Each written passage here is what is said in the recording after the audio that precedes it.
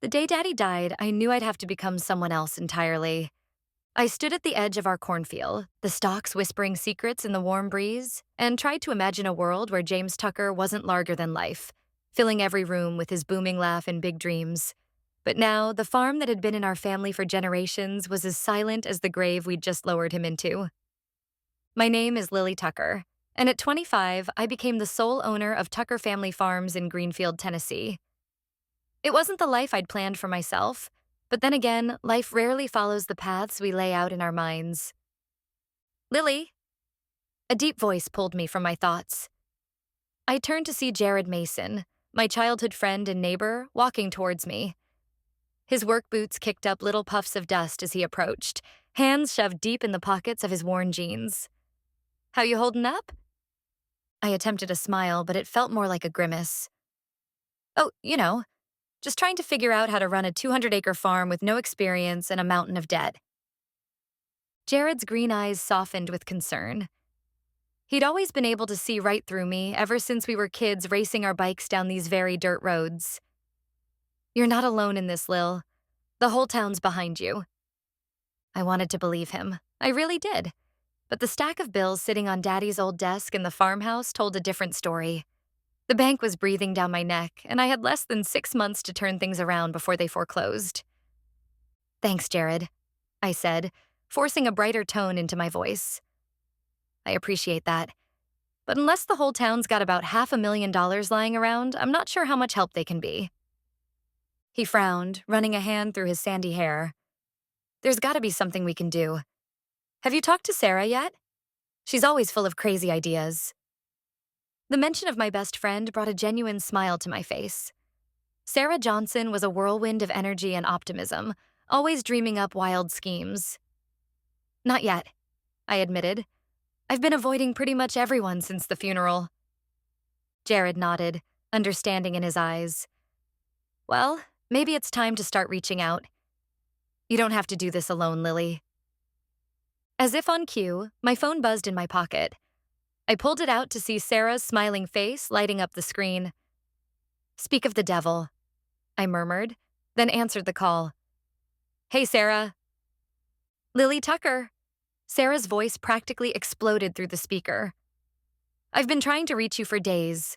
Are you okay? No, don't answer that. Of course you're not okay. But listen, I have an idea that might help with the farm. Can I come over? I glanced at Jared, who raised an eyebrow questioningly. Sure, I said to Sarah. I'm out by the cornfield with Jared right now. Perfect, I'll be there in 10. Don't move. The line went dead before I could respond. I slipped the phone back into my pocket and shook my head. Hurricane Sarah is on her way, I told Jared. Apparently she has an idea to save the farm. Jared chuckled. Well, this ought to be interesting. We waited in comfortable silence, the late afternoon sun casting long shadows across the field. I found myself studying Jared's profile, noticing how the years had sharpened his features. He'd always been handsome, but there was a maturity to him now that made my heart skip a beat. I quickly pushed that thought aside.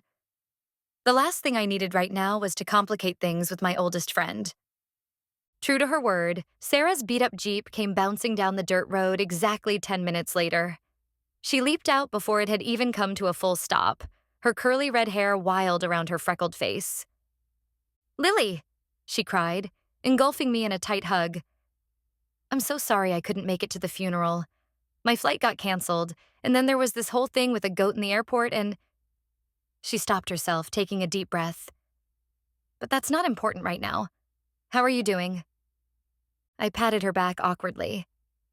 I'm managing, I said, which was about as honest as I could be. Sarah pulled back, her hazel eyes serious for once. Of course you are. You're the strongest person I know. She glanced at Jared. Hey, farm boy. Good to see you're keeping an eye on our girl. Jared tipped an imaginary hat. Someone's got to make sure she doesn't work herself into the ground. I rolled my eyes at both of them. I'm right here, and I'm perfectly capable of taking care of myself. Sarah and Jared exchanged a look that clearly said they didn't quite believe me, but Sarah quickly changed the subject. So, about my idea, she said, practically bouncing with excitement. You know how everyone's all about sustainable energy these days? I nodded warily. Sure, but what does that have to do with farming? Everything, Sarah exclaimed. I've been doing some research, and there's this new program for rural solar farms. We could lease part of the land to a solar company. They'd install the panels and maintain them, and we'd get a steady income from the energy production. I blinked, trying to process her words. Sarah, that's actually not a terrible idea. But wouldn't that mean taking land out of production? Not necessarily, Jared chimed in, his eyes lighting up. I've read about agrivoltaics. It's where you combine solar panels with certain types of agriculture. We could grow shade-tolerant crops underneath the panels. I felt a spark of hope ignite in my chest, but I quickly tamped it down. It sounds interesting, but where would we get the money to start all this? The bank's not exactly lining up to give me more loans. Sarah's grin turned mischievous. That's the beauty of it. The solar company would cover most of the installation costs. And I may have already talked to a few people about setting up a community investment fund to cover our part. Greenfield loves you, Lily. They want to help. I felt tears prick at the corners of my eyes. Y'all really believe we can do this? Jared put a hand on my shoulder, his touch warm and reassuring. We do, but more importantly, do you? I looked out over the fields, remembering all the times Daddy had stood in this very spot, dreaming big dreams for our little farm. He'd always believed in the power of hard work and innovation. Maybe it was time I started believing too. Okay, I said, taking a deep breath. Let's do it. The next few weeks were a whirlwind of activity. Sarah's community investment idea took off, with what felt like the entire town of Greenfield pitching in. We met with solar companies, agricultural experts, and lawyers trying to navigate the complex world of renewable energy and sustainable farming. I found myself working from dawn to dusk, poring over contracts and researching crop varieties that could thrive in partial shade. Every night, I fell into bed exhausted, but with a growing sense of purpose. As we waited for approvals and permits, we started small. Jared helped me plant a test plot of shade-loving vegetables near the house, while Sarah worked on setting up an online store to sell our future produce directly to consumers. The days blurred together in a haze of soil samples, meetings with agricultural extension agents, and late-night research sessions. I learned more about photovoltaic systems and crop rotations in those few weeks than I had in my entire life. Jared was a constant presence, his steady support and practical knowledge keeping me grounded when I felt overwhelmed. Sarah, true to form, threw herself into the marketing side of things. She created a social media presence for Tucker Family Farms, sharing our journey towards sustainable agriculture with a growing online audience. Her enthusiasm was infectious, and soon we were fielding inquiries from eco-conscious consumers and other farmers interested in our experiment. But just as things were starting to look up, disaster struck. A freak summer storm tore through Greenfield, flooding fields and toppling trees. The damage to the farm was extensive, washing away much of our newly planted test crops and destroying a section of our irrigation system. I stood in the middle of a muddy field, rain pelting down on me, and felt the weight of despair settling on my shoulders. How could we possibly recover from this? We'd barely been scraping by as it was. And now this. Lily. Jared's voice cut through the sound of the rain. He was slogging through the mud towards me, concern etched on his face. You need to come inside. It's not safe out here. I shook my head, my voice breaking as I spoke. It doesn't matter. It's over, Jared. We can't come back from this. Without a word, Jared pulled me into his arms. I let myself lean into his strength, breathing in the familiar scent of hay and sunshine that always clung to him, even in the rain.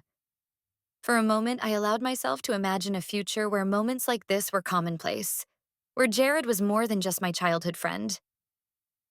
Listen to me, he said, his voice low and intense. This isn't over. We've come too far to give up now. We'll figure this out together. As we made our way back to the house, I saw Sarah's Jeep pull up. She jumped out, armed with towels and a determined look on her face. I just heard about the storm, she said as we reached the porch. But don't worry, I've got a plan. Over steaming mugs of coffee, Sarah laid out her idea. She'd been in touch with a local environmental group that was looking for projects to support. With their help, we could not only repair the storm damage, but also implement new water management systems that would make the farm more resilient to future weather events. And here's the kicker, Sarah said, her eyes sparkling. They're willing to document the whole process. We could turn this setback into a case study for sustainable farming practices. It could open up new funding opportunities and put Greenfield on the map as a leader in climate-smart agriculture. I looked from Sarah to Jared, seeing the hope and determination in their faces.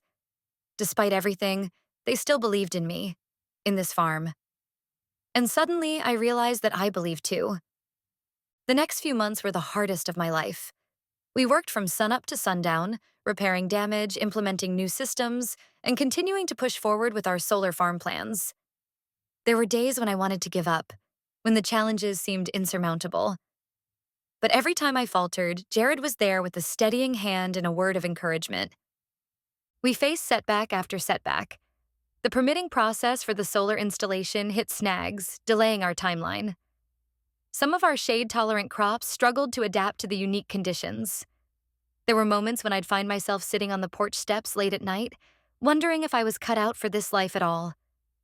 But for every obstacle, there was a breakthrough. The environmental group's involvement brought attention to our little farm, and soon we were fielding calls from researchers and sustainable agriculture enthusiasts from all over the country. Our online store, stocked with produce from our expanding shade gardens, started to take off. Sarah's social media campaign paid off in unexpected ways. A popular YouTube channel focused on sustainable living reached out, wanting to feature our farm in a series about innovative agricultural practices. The exposure brought a flood of support, both moral and financial, from people inspired by our story. Jared proved to be not just a supportive friend, but an invaluable partner in the day-to-day operations of the farm. His practical knowledge and willingness to learn new techniques alongside me made him indispensable. And with each passing day, I found it harder to ignore the growing attraction between us. Slowly, miraculously, things began to turn around. The new water management systems proved their worth during a dry spell, keeping our crops thriving while neighboring farms struggled. The first phase of our solar installation was completed, and the sight of those sleek panels rising above our fields filled me with a sense of pride I'd never known before. By the time autumn rolled around, Tucker Family Farms had become something of a local sensation. School groups came for tours, eager to learn about our sustainable practices. Other farmers in the area started reaching out, curious about how they could implement similar systems on their own land. Standing at the edge of the cornfield one crisp October morning, watching the sun rise over our transformed farm, I felt a sense of accomplishment that brought tears to my eyes. This was more than just saving my family's legacy. We were building something new, something that could make a real difference. Penny, for your thoughts? Jared's voice came from behind me. I turned to see him approaching, a soft smile on his face.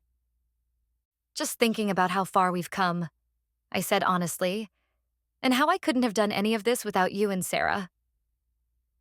Jared came to stand beside me, his arm brushing against mine. You give us too much credit, Lil. This was all you. Your vision, your determination. I shook my head, turning to face him fully. No, Jared. I wouldn't be standing here if it weren't for you. You believed in me when I didn't believe in myself. For a moment, Jared was quiet, his green eyes searching mine.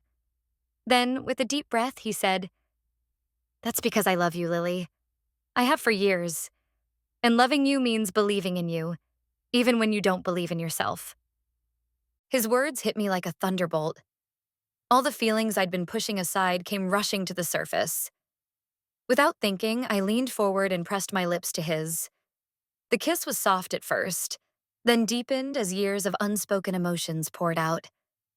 When we finally pulled apart, I rested my forehead against his.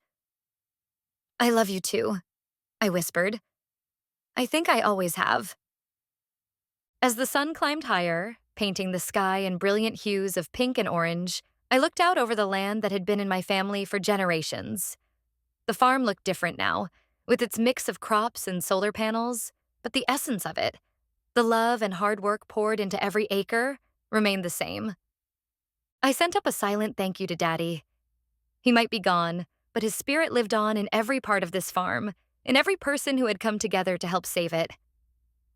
I was no longer just James Tucker's daughter. I was Lily Tucker, farmer, innovator, and beloved member of the Greenfield community. And with love, determination, and a little bit of Southern grit, I knew I could face whatever the future might bring.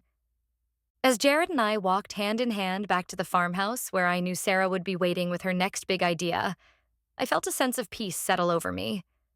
The road ahead wouldn't be easy. There were still challenges to face and dreams to fulfill. But for the first time since Daddy died, I felt truly, completely alive. The future of Tucker Family Farms was bright, and I was ready to embrace it with open arms. If you enjoy heartwarming, inspirational Southern stories, then pick up a copy of Ernest Dempsey's latest novel, The Final Round, through the link in the description. And be sure to like this video and subscribe to the channel for more stories from Magnolia Crossing when they're uploaded. Thanks for watching.